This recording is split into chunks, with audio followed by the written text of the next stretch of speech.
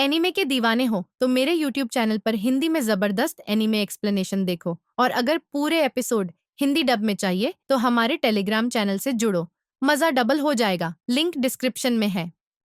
Episode की शुरुआत होती है एंड हमें दिखाया जाता है कि जो शिन है वो अपना काम काफी ज्यादा बढ़िया तरीके से कर रहा है एंड उसके बाद वो साकामोटो की काफी ज्यादा तारीफ करने लग जाता है कि कैसे उसने सभी बंदों को एकदम धूल चटा दिया। इवन रिटायरमेंट के बाद भी उन्होंने काफी आसानी से उन सभी को मार दिया। एंड ये सुनने के बाद ही जो आवी है वो एकदम पूछने लग जाती है कि क्या तुमने किसी को मारा। जो सुनकर साकामोटो एकदम से मना करने लग जाता है एंड शिन को बताता है कि उसने किसी को भी मारा नहीं है, बस उनको बेहोश कर दिया था। एंड मैं यहाँ मारने से किस वर्ड को रेफर कर रहा हूँ वो आप समझ जाओ। एंड दूसरी तरफ आवी वार्निंग देती है कि अगर तुमने कभी भी फैमिली रूल्स को ब्रेक किया तब मैं तुम्हें डिवोर्स दे दूंगी। एंड ये सुनने के बाद साकामोटो की काफी ज्यादा फट जाती है एंड उसके बाद जो आवी है उसका मूड वापस से अच्छा हो जाता है एंड वो वहां से चली जाती है। एंड दूसरी तरफ जो शिन है वो पूछने लगता है कि आखिर ये फैमिली रूल्स क्या है, पर तभी उसके दिमाग में आता है कि कैसे साकामोटो ने पेन से उसको मार दिया। एंड वो एकदम साकामोटो को बोलने लग जाता है कि मेरे को अपने माइंड में मारना बंद करो। उसके बाद हमें दिखाया जाता है कि वो दोनों एक साथ चाइना टाउन जा रहे हैं जहाँ पे साकामोटो मीट बंस बाय करता है, जो देख के शिन काफी ज्यादा हैरान होता है। पर लेकिन जैसे ही वो साकामोटो का माइंड रीड करता है वो काफी ज्यादा खुश होता है एंड उसको एडमायर करने लग जाता है क्योंकि वो मीट बंस आवी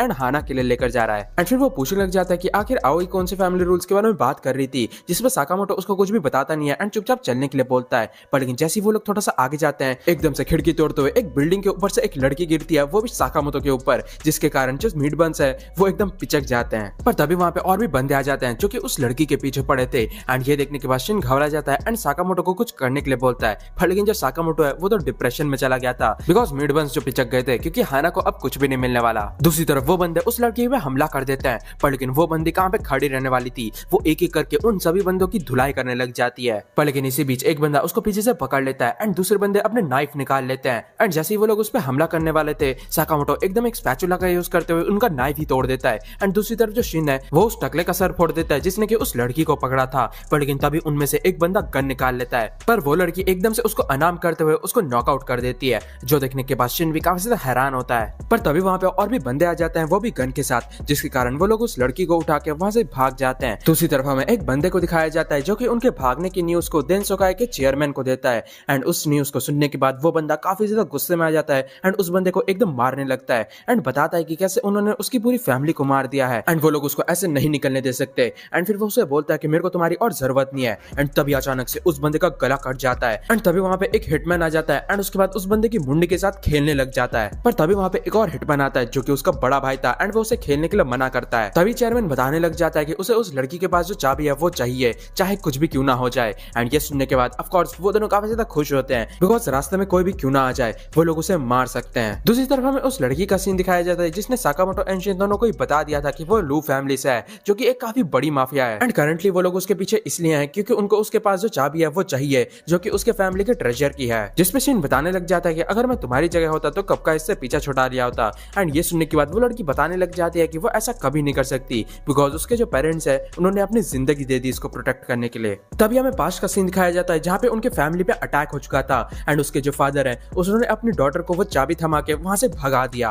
एंड तभी वो उन दोनों से माफी मांगती है उनको इन सब चीजों में इन्वॉल्व करने के लिए। एंड फिर वो अकेले ही वहां से जाने वाली थी एंड तभी जो शिन है वो एकदम उसके पीछे भागने वाला था कि जो साकामोटो है वो उसको रोक लेता है। साकामोटो उससे पूछने लग जाता है कि क्या तुम्हें मीट बंस बनाने आते हैं, जिसपे वो लड़की हाँ बोलती है। जिसपे शिन पूछने लग जाता है कि क्या आप श्योर हो क्योंकि ये काफी ज्यादा डेंजरस हो सकता है। जो सुन के साकामोटो बताने लग जाता है कि ये काम तो कभी भी हो सकता है। एंड फिर वो उस लड़की को बोलता है कि काम हो जाने के बाद शुक्रिया के तौर पे तुम मीट बंस बना के देना। पर तभी अचानक से जो शिन है वो साकामोटो को वार्न करता है, पर लेकिन उसके पहले जो साकामोटो है उसके चेहरे पे एक लात पड़ गई थी जिसके कारण वो बिल्डिंग तोड़ते हुए जाता है। एंड वहां पे वही दो हिटमैन आ जाते हैं। उन दोनों को देख के शिन पूछने लग जाता है कि क्या तुम इन्हें जानती हो, जिसपे वो लड़की बताने लग जाती है कि ये है संगी एंड बाचो, ये दोनों ट्विन असैसिन है एंड पैसों के लिए ये किसी को भी मार सकते हैं बिना किसी सवाल जवाब के। साथ ही साथ ये लोग अपने विक्टिम्स के जो हेड है उनको अपने घर ले जाते हैं, वो भी स्केच करने के लिए। जो देख के छोटा भाई तो काफी ज्यादा खुश होता है कि वो दोनों काफी ज्यादा फेमस हैं, पर लेकिन उसका बड़ा भाई बताने लग जाता है ये काफी ज्यादा बेवकूफ की बात है कि हमारे एनिमे को हमारे बारे में इतना कुछ पता है। पर तभी एकदम से शिन उन पे हमला करता है, पर लेकिन वो जो बंदा है वो उसके हमले को इजीली रोक लेता है। फिर वो बोलने लग जाता है कि मैं श्योर हूँ कि तुम काफी ज्यादा उदास हो गए क्योंकि तुम्हारा जो पार्टनर है वो ऑलरेडी मर चुका है।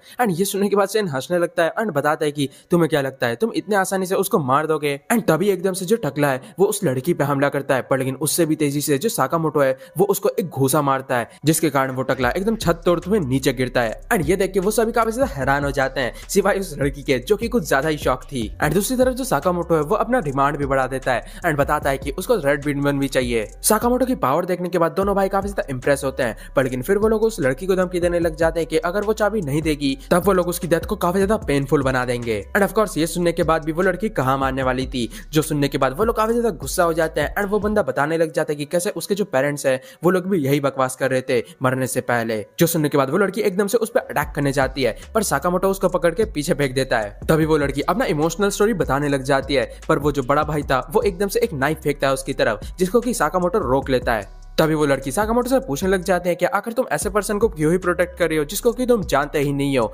एंड दूसरी तरफ जो साकामोटो है वो एकदम से याद करने लग जाता है कि कैसे अपना हिटमैन का जॉब खत्म करने के बाद उसने आओई के लिए एक गिफ्ट लिया था, पर लेकिन उसको ऐसा काम करते हुए देख के जो आओई है वो बिल्कुल ही खुश नहीं होती। वो बताने लग जाती है कि अगर मैं तुमको चेंज नहीं कर पा रही तब हमारा एक साथ रहने का कोई फायदा ही नहीं है। एंड एकदम से वो क्लिफ से कूद जाती है, जो देख के साकामोटो भी एकदम से कूद जाता है एंड यहाँ पे वो उसको कवर कर लेता है। एंड बिकॉज वो लोग स्नो में गिरे होते हैं इस वजह से उनको चोट नहीं आती, पर तभी आओई बताने लग जाती है कि देखा जिस टाइम पे मैं गिर रही थी उस टाइम पे तुम्हें मेरी काफी ज्यादा चिंता हुई, जिस कारण तुम भी मेरे पीछे कूद गए। उसी तरीके से तुम भी जिन लोगों को मारते हो उनको चेरिश करने वाले भी कोई लोग होंगे। और फिर वो उसे एक प्रॉमिस करने के लिए बोलती है कि आज के बाद वो किसी को भी मारेगा नहीं एंड अपनी गलतियों को सुधारने के लिए वो आज के बाद सभी लोगों की मदद करेगा। एंड दूसरी तरफ हमें दिखाया जाता है कि शिन ने भी उसकी सारी मेमोरीज देख ली थी एंड वो काफी ज्यादा इमोशनल होने लगा था, पर तभी एकदम से दोनों भाई उन पे हमला कर देते हैं। एंड जो साकामोटो है वो उन दोनों के हमलों को डॉच करने लग जाता है एंड आसपास के यूटेंसिल्स को उठाने के बाद वो उनके हमलों को ब्लॉक भी करता है। एंड इस दौरान शिन भी उसकी मदद कर रहा था एंड उन दोनों की एबिलिटीज को देखने के बाद दोनों भाई काफी ज्यादा इंप्रेस होते हैं। तभी दोनों के दोनों भाई अपने स्पेशल मूव यूज करने लग जाते हैं, जहाँ पे वायलेंटली वो लोग अपने स्वॉर्ड्स को स्विंग करते हैं, पर लेकिन साकामोटो उन सभी को डॉच कर लेता है, पर लेकिन इस चक्कर में उसके गर्दन में मोच भी आ जाती है थोड़ी सी। दोनों भाई काफी ज्यादा शॉक हो जाते हैं क्योंकि आज से पहले कोई भी उनके हमलों को ऐसे डॉज नहीं कर पाया था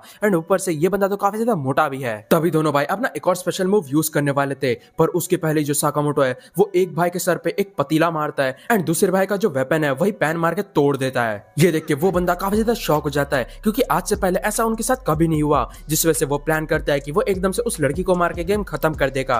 पर लेकिन जैसे वो उसको मारने वाला था उसके पहले जो शिन है वो रस्सी का यूज करते हुए उसको गिरा देता है एंड एकदम से जो साकामोटो है उसके ऊपर एक फ्रिज मारता है, जिसके कारण अब दोनों भाई नॉकआउट हो जाते हैं। एंड वो लड़की उन दोनों से पूछती है कि आखिर तुम हो कौन, जिसपे साकामोटो बताता है कि शॉपकीपर्स। दूसरी तरफ हमें उस चेयरमैन को दिखाया जाता है जो कि काफी ज्यादा गुस्सा था बिकॉज उसको अब तक चाबी नहीं मिली थी, पर तभी वहाँ पे एक स्पेशल डिलीवरी आती है, वो भी साकामोटो एंड शिन की तरफ से उन दो असैसिन्स की, जो देखने के बाद वो बंदा काफी ज्यादा शॉक हो जाता है। पर तभी उसके पीछे से वो लड़की आ जाती है जो कि उसके गले में नाइफ रख देती है एंड ये देखने के बाद उस बंदे की फट जाती है एंड वो अपने जान की भीख मांगने लग जाता है। पर फिर हमें कुछ देर बाद का सीन दिखाया जाता है जहाँ पे उस लड़की ने उस बंदे का मार मार के भरता निकाल दिया था। दूसरी तरफ जो शिन है वो एकदम उनको ज्वाइन करने वाला था, पर लेकिन तभी एकदम से उसके मारे में आता है कि कैसे जो साकामोटो है उसने उसको एक बार में मार दिया, जो देख के वो साकामोटो को उसको मारने के बारे में सोचने के लिए मना करता है। दूसरी तरफ वो लड़की बताने लग जाती है कि उसने इस बंदे को जितना भी मारा वही सही है, बिकॉज अगर वो सभी बंदों को मारने लगी जिसने भी उसको साथ बुरा किया तब उसकी पूरी जिंदगी रिवेंज में ही निकल जाएगी। एंड वैसे भी फादर ने एक हैप्पी लाइफ जीने के लिए कहा है। और उसके बाद फाइनली वो लोग उस वॉल्ट को खोलते हैं जहाँ पे सही में काफी ज्यादा पैसा एंड ट्रेजर्स थे।